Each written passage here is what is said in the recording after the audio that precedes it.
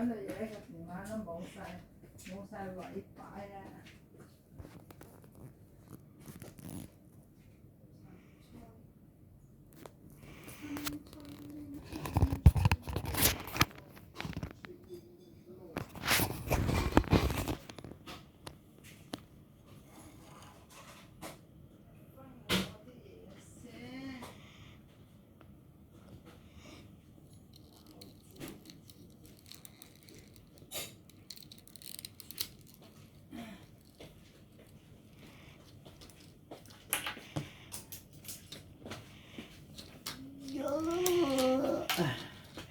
咁我電視開唔開得㗎？開得。開翻聲。你冇聲點拍啊？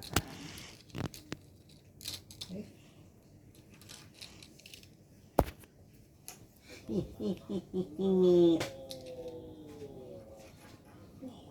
正喎！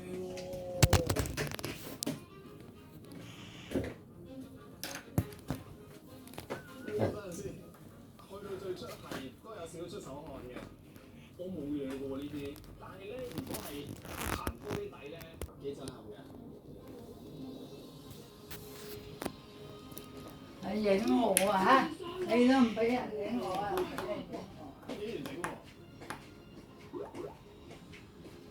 呢一刻我好想我老婆同個仔同我媽都喺度。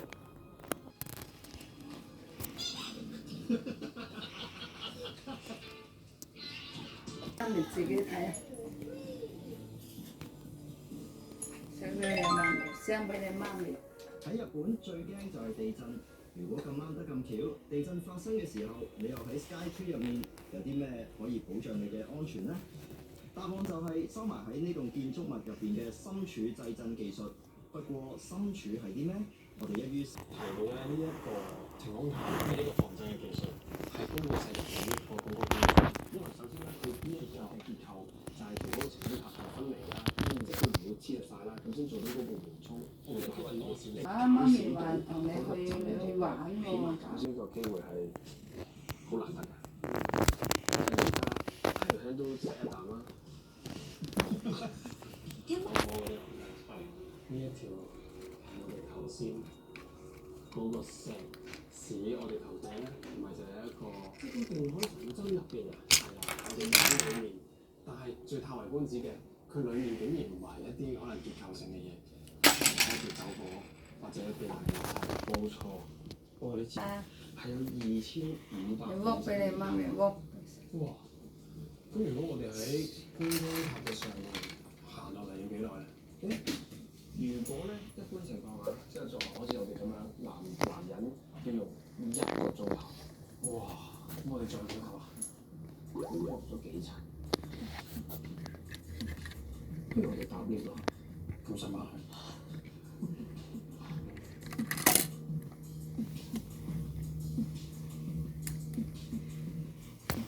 聽講我哋嗰個位咧，就係呢一個地方底部啦。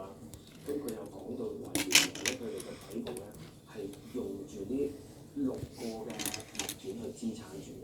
咁係咩物件咧？呢個係一個好多層嘅橡膠。因為佢話佢哋係唔可以將呢一個有落鹽嘅。直接同地下接駁。啲啲咯。你人打乞嗤喎。都專門整啲6個嘅橡膠咧，就係防去做呢一個可以有少少輕微嘅移動。咁佢做呢個移動咧，就可以同嗰個地震嘅時候做呢個緩衝。所以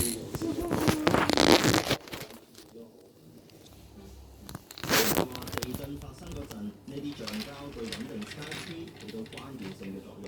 而 Shelly 同 Asha 都特登去咗一。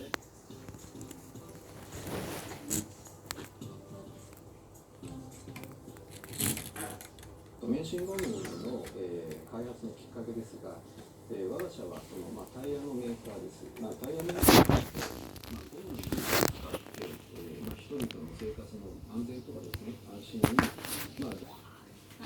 呢個免震橡膠咧，其實就係一個建築其中一個設計啦。咁呢個就係例如，呢個係個地下，呢個係個樓宇，其實中間擺咗呢個免震橡膠咧，就可以咧更加防到嗰個地震對於呢一個即即係建築物造成嘅傷害。咁同埋咧，即係你會經歷地震㗎嘛？咁如果經我講係橡膠，我會係啊，其實佢哋研究一下，繼續學習。こんにちは。咁我哋今日就嚟想請教你呢一個結構呢個設計係啲咩嚟嘅咧？こちらが実物の免震ゴムです。こちらにある2種類のものは中のゴムの種類が違います。実際に触ってみてください。聽得明好少，佢話中間乜乜乜乜，設計嚟嘅，咁你可以摸下呢一個一層一層之間入邊。起碼都聽得明中間呢個字。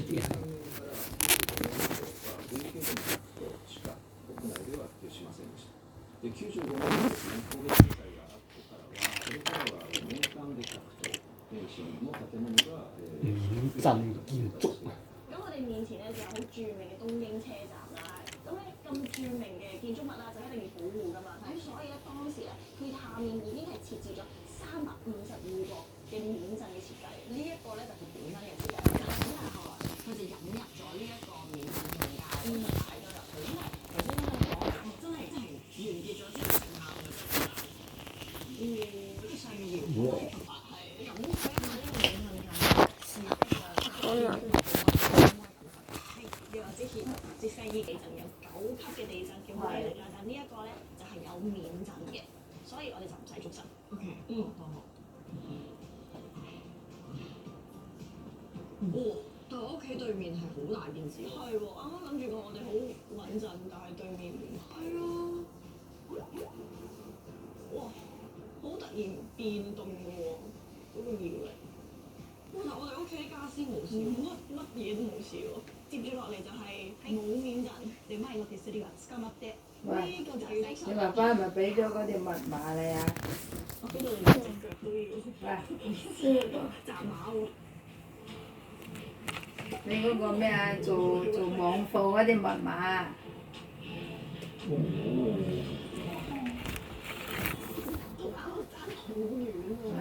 唔知你咁多東啦，拍埋先啦。2分幾真係幾穩喎，分別會唔會太大？頭先係我以為兩件事嚟㗎。頭先咧，我哋冇免震咧，錯咗好耐，完全技術非常之有效。